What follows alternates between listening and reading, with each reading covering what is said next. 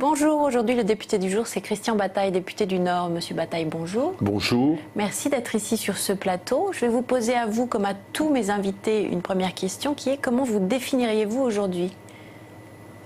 Je suis un homme du terrain, un homme du Nord, même si je m'occupe des grands dossiers nationaux qui passent à l'Assemblée nationale. Je suis natif de ma circonscription, j'y ai toujours vécu et j'y ai toute ma famille. Et ma famille est très variée, il y a des fonctionnaires, des employés, des ouvriers, des commerçants, des agriculteurs, il n'y a pas de capitalistes. Voilà. Sinon, toutes les catégories sociales de la France sont autour de moi et utiles dans l'éclairage qu'ils m'apportent sur la vie politique.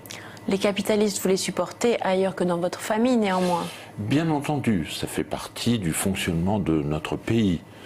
Et le capitalisme a sans doute ses excès, mais c'est une réalité. La société de marché est la société dans laquelle nous vivons. Alors, j'ai eu une information qui m'est venue de vous au tout début, enfin avant même qu'on enregistre, qu'on commence cette émission, qui est une information que j'aimerais partager avec nos spectateurs. Vous avez plus de 100 cravates. Alors moi j'ai une question.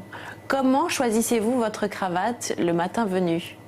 Alors j'essaie de l'assortir avec les vêtements que je porte, selon mon humeur du moment, et si je dois passer à la télévision par le biais des questions d'actualité par exemple, j'essaie de choisir une cravate qui ne déplaise pas à mon épouse, qui est une critique intraitable de mes erreurs, parfois on en commet, de vêtements ou d'accords des vêtements. Aujourd'hui, de quelle humeur étiez-vous alors?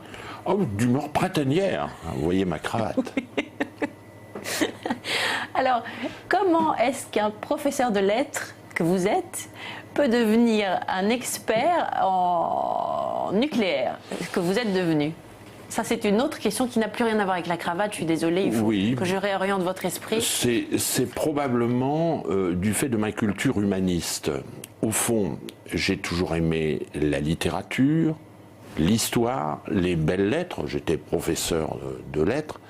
Mais en même temps, dans ma vie politique, je me suis intéressé à la recherche et aux sciences qui ont été mon sujet de prédilection. Je ne suis pas allé vers les commissions de l'enseignement ou de la culture, mais vers les commissions scientifiques. Et arrivé à l'Assemblée nationale, j'ai immédiatement fait partie de l'Office parlementaire d'évaluation des choix scientifiques, qui fait que j'ai fait quelques réalisations politiques comme la loi de 91 sur les déchets nucléaires, qu'on appelle d'ailleurs la loi Bataille, qui a marqué les esprits, si bien que beaucoup de gens aujourd'hui pensent que je suis un scientifique. En réalité, j'ai d'abord été séduit par la poésie et puis plus tard dans ma vie par la beauté de la science. Alors c'est la beauté en fait qui vous séduit? La connaissance, oui. Oui, absolument, absolument. Je pense que dans notre monde où on remet beaucoup en question la connaissance, le progrès, il faut des élus qui réaffirment la nécessité du progrès, de la connaissance et l'émancipation de l'humanité par le savoir, par le combat politique certes, mais par le savoir et les découvertes des savants qui sont éminemment utiles dans notre pays et dans notre démocratie. L'élu lui-même doit-il être au minimum, un minimum savant justement? On doit se former sur les sujets. Je remarque que même certains de mes collègues de formation scientifique ne connaissent pas tout et doivent s'informer du sujet dont ils traitent. En tout cas, on ne doit pas être un spécialiste à l'égal des savants, mais il faut être sérieux et on doit étudier les questions dont on parle. Il ne faut pas céder comme parfois certains hommes politiques ou femmes politiques le font, parler de tout n'importe comment. Il faut parler des choses que l'on connaît. Vous évoquiez la loi Bataille. Avoir une loi à son nom, c'est bon pour l'ego? C'est assez curieux. Beaucoup de collègues, députés et même des ministres m'ont demandé comment on faisait. Et je ne sais pas.